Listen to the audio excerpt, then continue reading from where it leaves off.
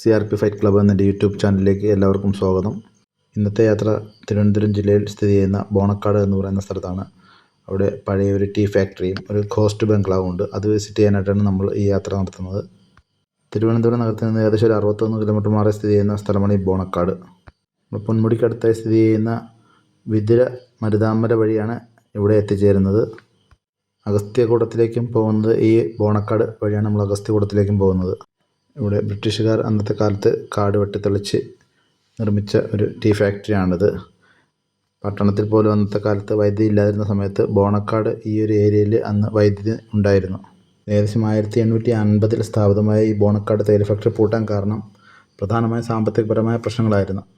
1995 Mahavir plantations ഉടമസ്ഥയിലായിരുന്ന ഈ ഒരു estate general agreement of tariffs and trade നടപ്പിലാക്കിയതിനെ തുടർന്ന് കുറഞ്ഞ വിലയ്ക്ക് തേയില ഇറക്കുമതി ചെയ്തതിലൂടെ നഷ്ടത്തിലായി. കാരണം അവർക്ക് കോമ്പീറ്റ് ചെയ്യാൻ പറ്റാത്ത അവസ്ഥയിലോട്ട് പോയി. തുടർച്ചയായ നഷ്ടം കാരണം ബാങ്കിൽ നിന്നുള്ള വായ്പകളും ഒക്കെ തിരിച്ചടവാക്കാൻ മുടങ്ങിയതുകൊണ്ടാണ് ഈ ഒരു ബോണക്കാട് ഫാക്ടറി പൂട്ടാൻ കാരണം. ഈ ഒരു ഫാക്ടറി പൂട്ടിയതിനെ തുടർന്ന് ഒരുപാട് തൊഴിലാളികൾക്ക് അടുത്ത് തൊഴിൽ നഷ്ടമാവുകയും പല തൊഴിലാളികളും പല ജോലികൾ തേടി ഈ ഒരു സ്ഥലത്ത് നിന്ന് പോവുകയാണ് ചെയ്തത്. അവിടെ നിന്ന് പിന്നെ നമ്മൾ പോയത് അതിൻ്റെ തൊട്ടടുത്ത് തന്നെ ഉള്ള ബോണക്കാട് ഘോസ്റ്റ് ബംഗ്ലാവ് എന്നറിയപ്പെടുന്ന ഈ ഒരു ബംഗ്ലാവിലേക്കായിരുന്നു. ഈ ഒരു ബംഗ്ലാവിനെക്കുറിച്ച് പല ഐതിഹ്യങ്ങൾ നിലനിൽക്കുന്നുണ്ട്.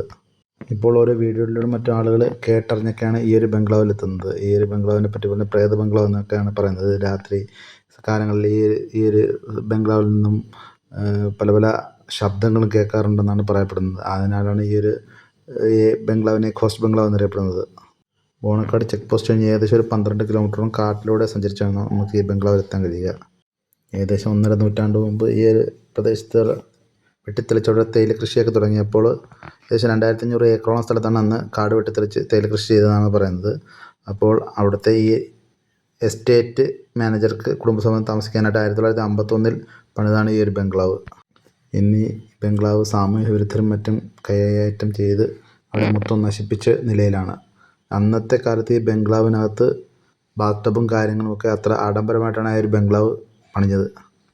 ഈ ഒരു ബംഗ്ലാവിനെ ചുറ്റിപ്പറ്റി ഒരുപാട് നിഗൂഢമായ കഥകളൊക്കെ അവിടെ ഇപ്പോഴും നിലനിൽക്കുന്നുണ്ട്. അതിലൊന്നാണ് ഈ 25 GB എന്നറിയപ്പെടുന്ന ഈ ഒരു ബംഗ്ലാവിൽ അന്നത്തെ വെള്ളക്കാരനായ എസ്റ്റേറ്റ് മാനേജർ ഫാമിലിയും താമസിച്ചിരുന്നത്. ആ സമയത്ത് ഈ എസ്റ്റേറ്റ് മാനേജറുടെ ഒരു 13 വയസ്സുകാരി മകൾ ദുരൂഹ സാഹചര്യത്തിൽ കൊല്ലപ്പെടുകയുണ്ടായി. ഇതോടെ ഇന്ത്യ മടുത്ത സായിപ്പ് ലണ്ടനിലേക്ക് മടങ്ങുകയാണ് ഉണ്ടായത്. എന്നാൽ പിന്നീട് അവിടെ വന്ന് താമസിച്ച പലരും ഈ ജനാലയ്ക്കൽ ഒരു കൊച്ചു പെൺകുട്ടിയെ കണ്ടുവെന്നാണ് അന്നത്തെ ഇപ്പോൾ ഒരു ഐതിഹ്യമുള്ള ഒരു കഥ അവിടുത്തെ. ഇപ്പോഴും ആ പെൺകുട്ടിയുടെ ആത്മാവ് ശാന്തി കിട്ടാതെ അവിടെയൊക്കെ അലയുന്നു എന്നാണ് പൊതുവെയുള്ള ആ ഒരു ബംഗ്ലാവിനെ ചുറ്റിപ്പറ്റിയുള്ള ഒരു കഥ.